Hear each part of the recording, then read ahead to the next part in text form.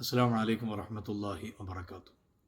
പ്രിയമുള്ള സുഹൃത്തുക്കളെ, സഹോദരന്മാരെ, സഹോദരിമാരെ, പല സാഹചര്യങ്ങളിലും എന്നെക്കൊണ്ടത് കഴിയോ, എന്നെക്കൊണ്ടത് ആവൂലേ എന്ന് തുടങ്ങിയിട്ടുള്ള ഒരു ചിന്ത നമ്മയൊക്കെ അലട്ടാറുണ്ട്.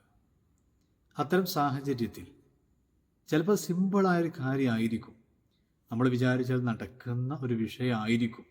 പക്ഷേ നമുക്ക് നമ്മിൽ തന്നെ ഒരു ഡൗട്ട് വരിക, ഒരു സെൽഫ് ഡൗട്ട്.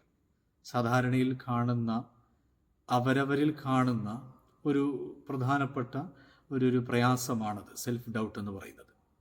സാഹചര്യങ്ങൾ വ്യത്യസ്തമായിരിക്കും, അനുഭവങ്ങൾ വ്യത്യസ്തമായിരിക്കും.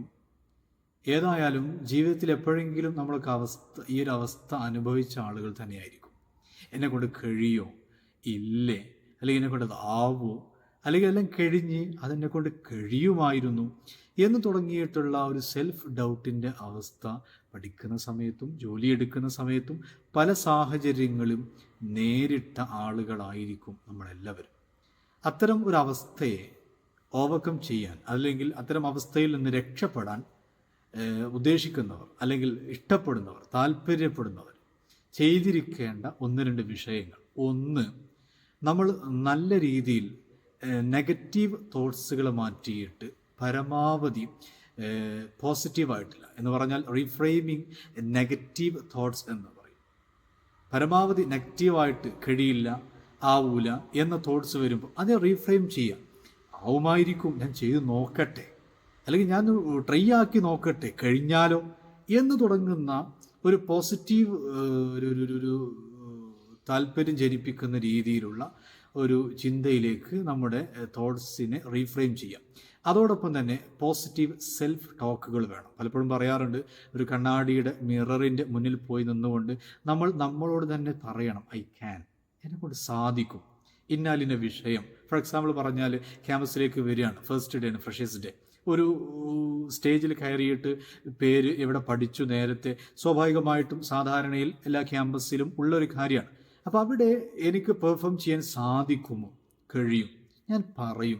എൻ്റെ മുന്നിലിരിക്കുന്ന 100 ആളുകളാണെങ്കിലും അവർക്ക് മുന്നിൽ എൻ്റെ പേര്, എൻ്റെ വീട്ടിൽ ആരൊക്കെയുണ്ട്, ഇതൊക്കെ പറയാനല്ലേ, എന്നെക്കൊണ്ട് സാധിക്കും എന്നൊരു സെൽഫ് ടോക്ക് പോസിറ്റീവായിട്ട് നമ്മോട് നടത്തിയിരിക്കണം. സാഹചര്യങ്ങൾ വ്യത്യസ്തമായിരിക്കും, അതിനനുസരിച്ച് സെൽഫ് ടോക്കിലും വ്യത്യസ്തതകൾ ഉണ്ടാകും.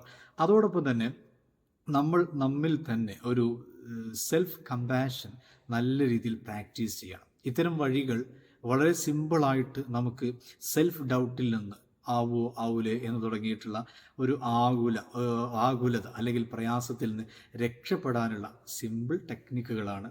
ഇൻഷാ അല്ലാഹ് ഇങ്ങനത്തെ പ്രയാസങ്ങളോ ബുദ്ധിമുട്ടുകളോ അതല്ലെങ്കിൽ ഏത് രീതിയിലുള്ള മാനസിക പ്രയാസങ്ങളാണെങ്കിലും ഇൻഷാ അല്ലാഹ് അതിൽ നിന്ന് രക്ഷപ്പെടാൻ ആഗ്രഹിക്കുന്നവരുണ്ടെങ്കിൽ, താല്പര്യപ്പെടുന്നവരുണ്ടെങ്കിൽ വിളിക്കുക, കോണ്ടാക്റ്റ് ചെയ്യുക. എല്ലാ മാസത്തിലും ഇംഗ്ലീഷ് മാസപ്രകാരം 16 മുതൽ 30 വരെ കേരളത്തിൽ കുളത്തൂരിൽ എൻ്റെ വീട്ടിൽ ഓഫീസിലുണ്ടാകും.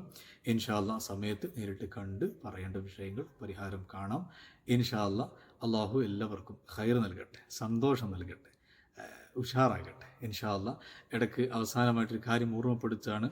ഏതൊരു വിഷയവും നമ്മൾ അത് കഴിയില്ല എന്ന് തീർച്ചപ്പെടുത്തേണ്ടത് അത് ചെയ്തു നോക്കിയതിൽ പിന്നെയാണ്. എവിടെയോ വായിച്ചതാണ്, കേൾക്കുന്ന നിങ്ങൾക്കൊരു പക്ഷേ വിഷയം ഉപകാരപ്പെട്ടേക്കാം. എനിക്കെൻ്റെ ജീവിതത്തിൽ ഒരുപാട് ഉപകാരപ്പെട്ടൊരു വാക്കാണ്. ഇൻഷാ അല്ലാഹ്. അസ്സലാമു അലൈക്കും വറഹ്മത്തുള്ളാഹി വബറകാതുഹു.